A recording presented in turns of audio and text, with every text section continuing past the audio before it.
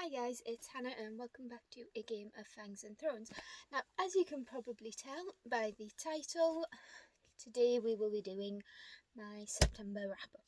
Now, I read a total of 12 books. I DNF'd one, so let's just get right into it. So, the book we'll start with is My Life After Now by Jessica Verdi. Now, this is the book I DNF'd. I got about 20 pages in and I just couldn't get on with it. The main character, Lucy, just seemed she is 17, but I think this was meant for younger YA, because I mean it just wasn't really for me. All I know about her is that she was a theatre student and she sounded a bit whiny, but it's not fair for me to give this book a rating because I didn't get that far into it and I couldn't tell you what it's about, so that goes on the DNF pile. And then the rest are in no particular order, but we'll just get right into it. So top of the pile we have The Girl King by Mimi Yu, and I rated this one 4 stars. Now this follows the story of Princess Lu, her sister Min, and Nokai. Oh, I love Nokai, or Nok. But basically, Lu is the princess. She's the oldest daughter to the emperor in this world, and she is expecting to be named heir to take over from her father when he dies. That doesn't happen. He names, and the emperor names their cousin, Min and Lu's cousin Set, as heir instead, and he promises Lu's hand in marriage to Set. Now obviously Lu doesn't like this, and she is very clever in the way that she twists the traditions of the people to fit her own gain, and I love her for that. She doesn't take any prisoners. She knows what she wants and she'll do anything to get there. Whereas her sister Min is younger. She's there's a pretty graphic scene in here of when she gets her first period, so she is quite young, old enough to be classed as a woman, but she is still quite young in years, and she becomes Set's wife instead, because if Set marries one of the girls, one of the emperor's daughters, one of the princesses, he does have a legitimate claim to the throne there. But not all is as it seems with Min. She starts to develop. She's a little bit of a wallflower at the beginning, and she does come into herself. But there's all kinds of nasty things happen to Min. There is probably a bit of a trigger warning for parental abuse. The mother is a piece of work. She's cruel, she's cold, she treats Min as a possession more than a daughter, and Min is not allowed any agency or autonomy of her own until she realises that she has her own magic. Now magic in this world is outlawed, apparently all the shamanesses who practiced it were burned at the stake or murdered. I can't remember exactly how, but then when Lu manages to escape from this marriage, she meets up with Nokai, who is, now this isn't a spoiler, to say it on the back, the last surviving wolf shapeshifter, and he is suffering as well. He was in a work camp, a labour camp, and he managed to escape, but he believes his family are all dead. So he has some scars, and so Lu and Nok try to find these mystical beings who are supposed to be able to help. Now they do, but that brings its own set of challenges. So I rated this one 4 stars. It really enjoyed me, but there's just something missing, you know. I wanted more. There's a bit of a love triangle in here, which I do understand why it's there, but I just didn't feel anything for the other character. But yeah, I would. Now this is a first in the series, so I would be interested to see what happens next, especially because of the epilogue. But yeah, don't try not to get too attached to the characters because they all do mean and nasty things. Then we have Francesca Haig. Book, The Fire Sermon. Now this one I gave 3 stars. This one is an older book, so it may have been on BookTube already, but it's about Cass and her brother Zach. Now they live in this post-apocalyptic world where everyone is born with a twin. One is perfect, or the alpha, the other is not so, and they are classed as omegas. Now the omegas can have anything from dwarfism, webbed feet, facial disfigurement, missing limbs. So there are quite a few triggers in this. Now, speaking as a able-bodied or appearing able-bodied person, I can't speak for the representation of the omegas or the disability in this book, but from my own perspective, I did think it was quite well done. These omegas, these disabilities, were not there. Well, I suppose they were part of the plot, but they weren't a plot device.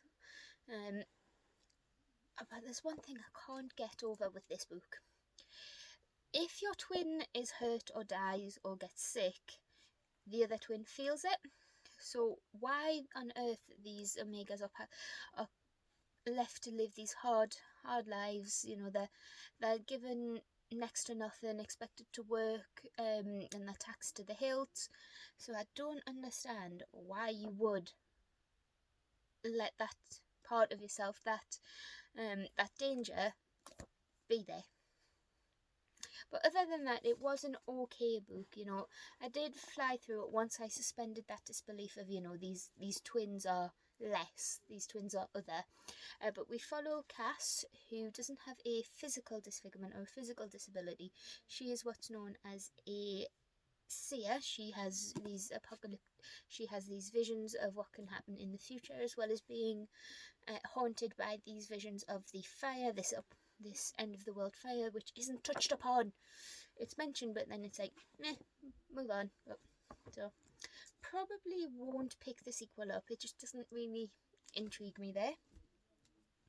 Then we have this amazing book, The Gilded Ones by Namina Fauna. Now I gave this 5 stars without wanting to spoil it, because I know this book isn't technically out until next year. This is an early finished copy from Fairy Loot, and it is amazing. We have found family, subverting gender tropes, but basically we follow Decker, who has been brought up in this quite patriotic society, almost to the point where women are seen as less or other, and they have to wear masks. Very cool, very appropriate in this time, but you know, it's for cultural reasons rather than health. But yeah, they are seen as other. They have to subvert their right from men. They can't go out unmarried women can't go out on their own. They have to wear these masks to appease the eye of their god. But yeah, there's this blood ceremony where if your blood runs red, you're pure, you can stay. If your blood runs gold, then you're thought to be a demon and you are killed. Whereas this doesn't happen to Decker, otherwise it would be a very short book. But she does find out quite a few interesting things, and I thought this was really well done. Some of it I did see coming, but that doesn't but that doesn't distract from the book in any way. I think I read this in like an hour each day. I just couldn't put it down, and I would have stayed up really late to finish it. Actually, I think I did. But yeah, so that was a 5-star, and I think this one might be on my favourite book of the year, because even now I still think of it. We have all this amazing female friendships.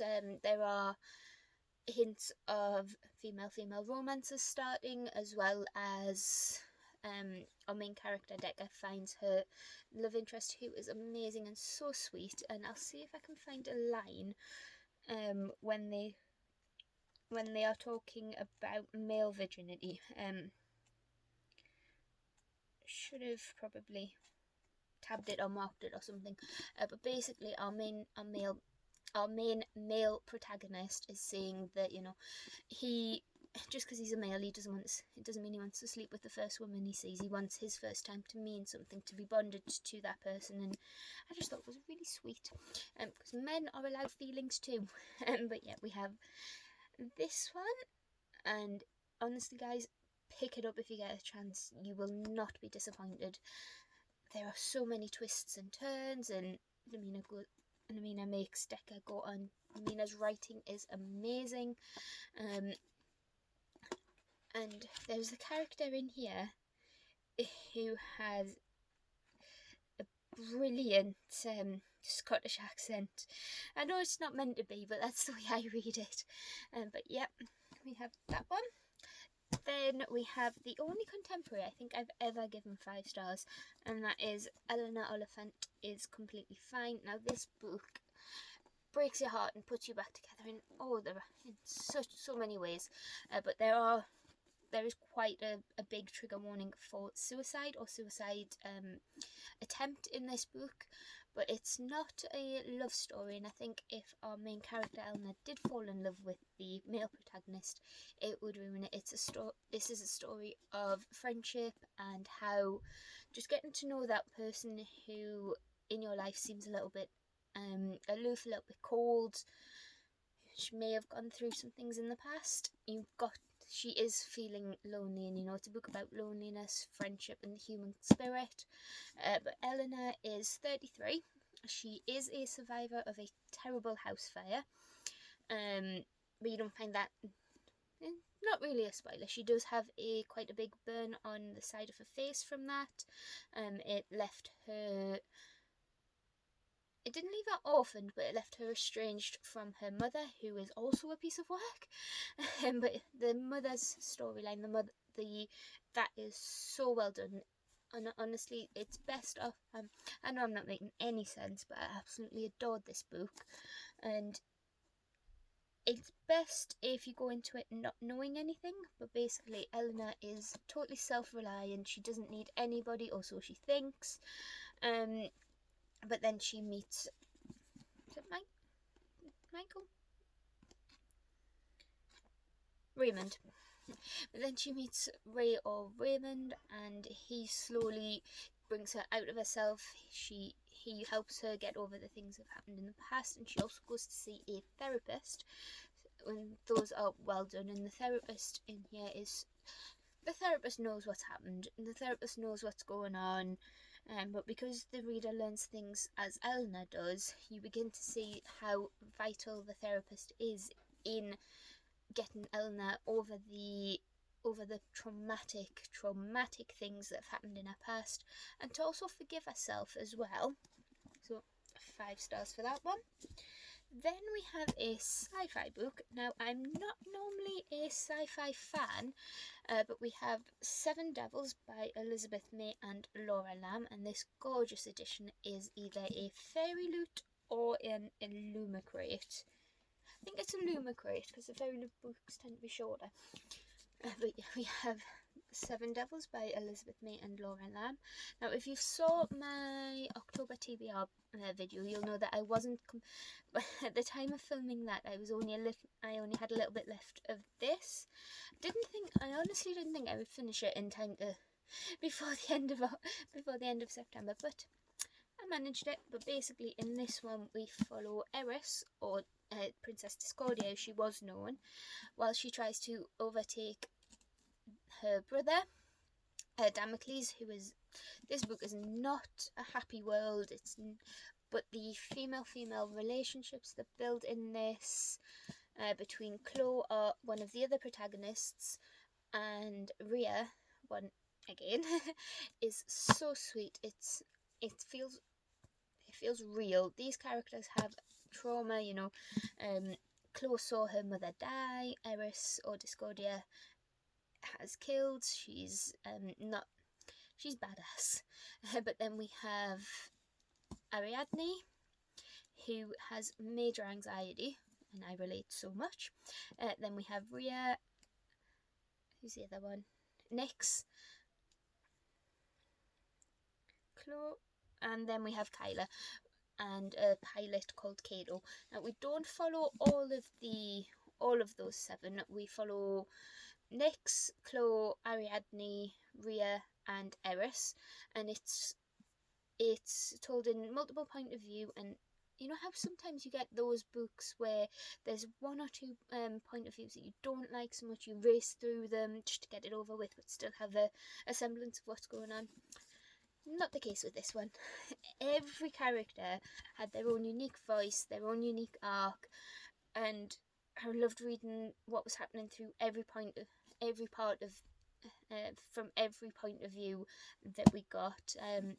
There's, as I said, there's a female-female romance, there's a really strong female-female friendship, which just turns in, then we have the whole found family, and then Kyla, who is a bit of a side character, is trans, but it's not made a big deal of. She was assigned male at birth, and then that's all that's said about that. She's completely accepted for who she is.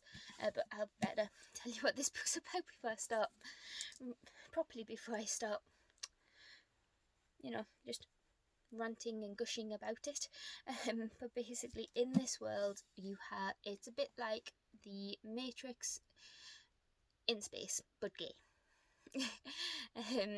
You have the Oracle or the One. I'm not sure if the Oracle and the One are the same thing, or if one created the other, but it's basically an AI program that controls everything in this world. And Ariadne, although you don't, is this a spoiler?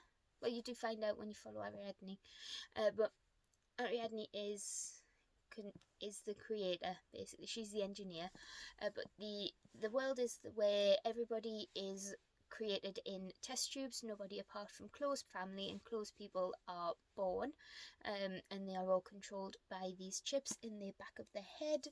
And there are 7 gods. Can't remember all of them, but the closest one they have to Mercy is salvation. So that probably tells you all there is to know about this world. But yep, again, I think this might be on the list for favourite book of the year. I think I have an advantage over other booktubers because I started my channel a little bit. Oh, I only started it last month, so I don't have as far back to go in terms of favourite book, because I'll just take it from what I've read that I've told you guys about, rather than being unfair and mentioning books that you've never heard me talk about before. So I have an advantage there.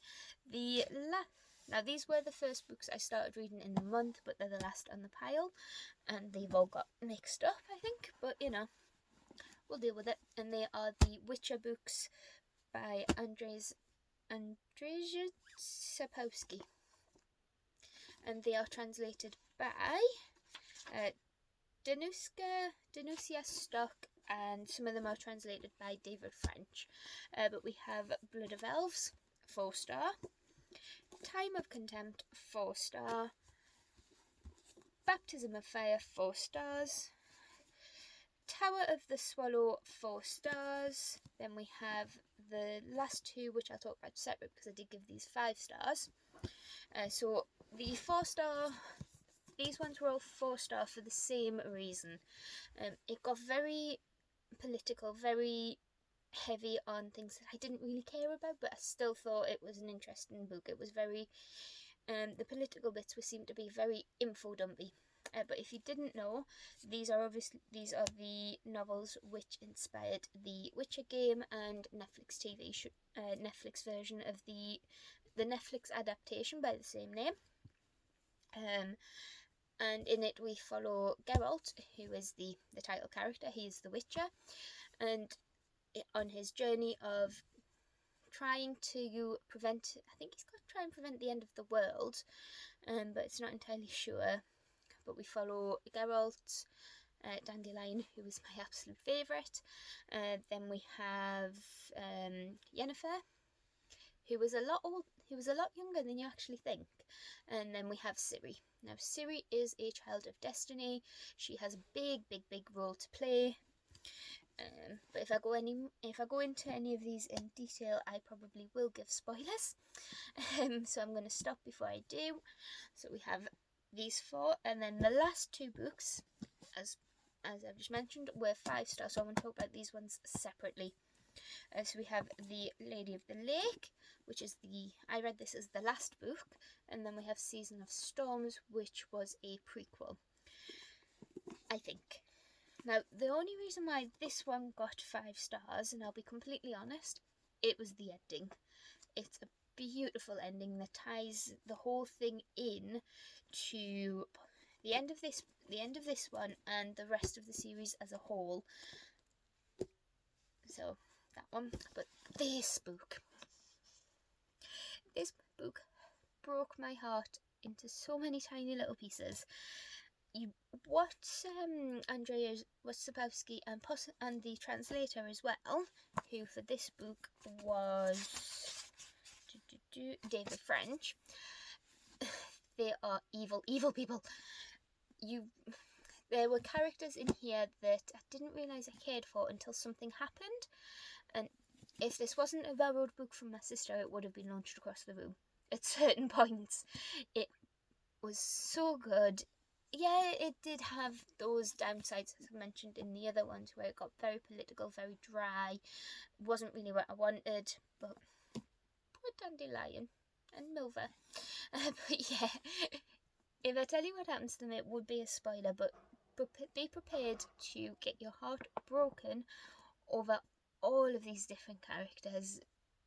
But it is a little bit confusing, and I must admit, because in this one, I suppose it does tell you on the back. Ciri escapes some pretty nasty people by escaping to the world of the elves, which has so many Arthur vibes. It's brilliant. But then the ending is left on an open. The ending is left very open and very open to interpretation, which I think really helps with these types of books, because there's so many different orders to read them in. But yep, that's that. One DNF, but that's life. You can't have. It's not a criticism of the book, and it's not a criticism of me as a reader. It's probably just more a case of wasn't into it, because I did come off. I think what had happened is I'd finished Season of Storms on a high, really emotional, wanting to get back into something that would give me the same sort of feels, and found something that probably wasn't what I was expecting. With this one, I did have to go on Goodreads to find out what it was about, and this one does have the some reader discussion guide questions at the back, which do give a major spoiler. So it is a HIV book. Now that's fine. Just want to throw it out there in case anybody is interested in a contemporary about that is probably a little bit more young adult than adult. But just be aware, if you do find it anywhere, it is about HIV. But yep, that's all the books I read in September. My October TBR is up if you want to have a look. Let me know what you read this month, and if you've heard of any of these books and what you think of them. And I'll see you in the next one on Monday. Bye.